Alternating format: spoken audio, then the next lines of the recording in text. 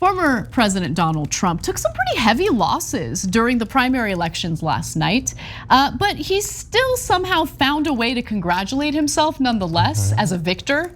There's no victorious moment for Trump, especially when it came to some of these races in Georgia. For instance, Trump endorsed Georgia governor candidate or gubernatorial candidate David Perdue over the current governor Brian Kemp. So I should be clear, if I'm not mistaken, they're running for senator. Is that the Senate race?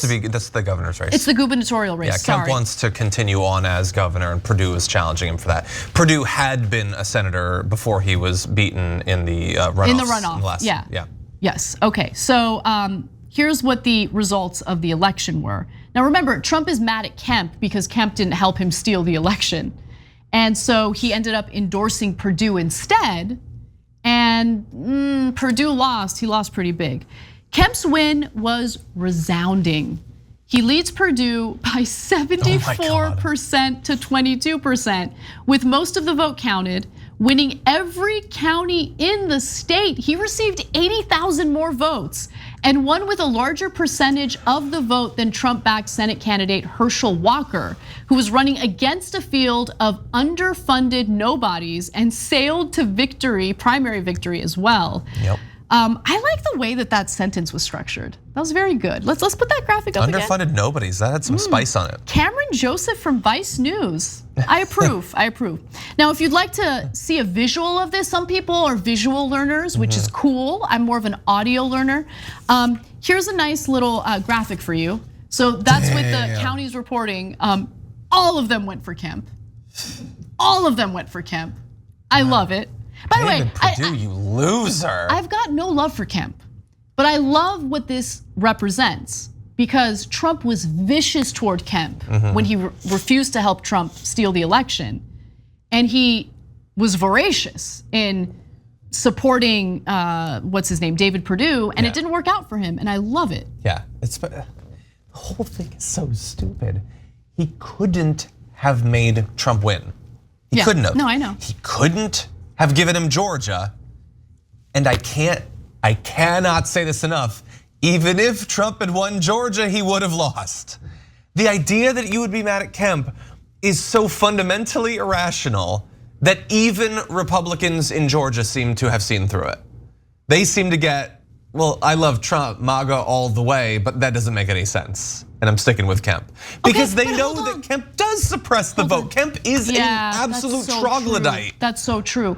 God, I was gonna say something that was hopeful, but you just said that last thing and now I can't. So I was just gonna say, stamping it out, stamping the hope out. I know, you really are. You're playing my role today and I'm playing Cenk's role, okay? Although I'm not as loud about my optimism because I'm not that optimistic. But I will say, there are a few minor breakthroughs with Republican voters where you're like, oh wait, they might still be a little tiny bit reasonable. Maybe. Madison Cawthorn. Well, there's the other thing that I wanted to mention, which I think is, I don't know, I would venture to say is even more important than the Perdue Kemp race. What's that? And it's the Georgia Secretary of State race. So Trump was furious with Brad Raffensperger, who also refused to steal the election on behalf of Trump. And so Trump decided to endorse Raffensperger's opponent in the primary. And let's talk about what happened there. Let's take a look at this graphic. Oh, well, would you look at that? Brad Raffensperger won handily. Yeah, definitely one-handedly. To be clear, Jody Hice got whooped, but also did way better than Perdue, who's the biggest loser. The biggest loser. A massive loser. Definitely. Yeah. And look, I was terrified that Trump was gonna be able to win in that Secretary of State situation. And the reason why I say it's a little more important is because he wants to put yes men in those positions so he can effectively steal the election if he runs in 2024 and loses. Yeah. Now, I actually think he has a good chance at winning if he runs in 2024, which is depressing, but. Yeah, I mean, look, based on the polls, from what I've seen in Georgia, the gubernatorial, it's several months out, but the forecast for the general election looks good for the Republicans. The forecast for even Herschel Walker like, I had lunch that was more capable of governing than Herschel Walker, but he's leading in the polls. Yeah. And so does Trump even need yes men? He could just win Georgia next time. Not only are the Democrats gonna give us 2 more years of doing absolutely nothing between now and then, but they've also made it even more difficult to register, even more difficult to vote, even more difficult to aid other people in voting there in Georgia. And it was an incredibly close election last time around anyway. It was a monumental task to deliver an 11,000 vote lead for Joe Biden. So look, he wants to have the yes men just in case, but I think in Georgia, it's looking like he might not need it. Ugh. We'll see. We'll see. Maybe we'll be. See this trend today, this pattern. I can be hopeful. Maybe we'll be a year and a half into Stacey Abrams as governor, and maybe she'll pass some executive orders or something at the state level that will help people to register. That's possible. We'll see. I mean, look, she did a lot of groundwork to get out the vote, to get people who maybe typically wouldn't get involved or engaged in politics, engaged with politics. So hopefully that pays off for her. But I want to get to one other Georgia race that's important to mention. So Mo Brooks, remember, he also notoriously lost Trump's endorsement in Alabama. This is the Alabama Senate race, and apparently, hold on. So Mo Brooks, who lost Trump's endorsement in the Alabama Senate race, did well enough to make it to the June 21st election. In fact, he surged in the polls after Trump abandoned him, which is another good sign. So Katie Britt placed first with 44.7% and Brooks second with 29.1%. So somehow though, Trump managed to claim victory, even though these are some significant losses for him.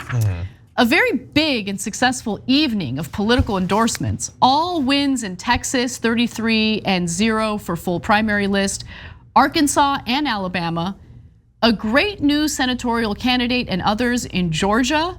Overall, for the cycle, 100 wins, 6 losses, some of which were not possible to win, and 2 runoffs. Thank you and congratulations to all. Yeah, first of all, why is he doing air quotes and why is it capitalized? It's just the cycle. It's a word, you can use it. And in Georgia, other wins. I mean, let's not go into it.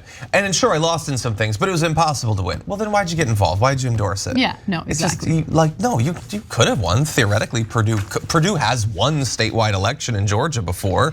It doesn't seem that your endorsement helped him. No, it's he surged in the polls after he dropped his endorsement. Oh, that's from Mo Brooks. Yes. I thought you were talking about Mo Brooks. Sorry about that. Yeah. By the way, I don't know if you guys can tell how disengaged I am from electoral politics. Like I'm struggling with this story. Like I think you're doing a hell of a job regardless.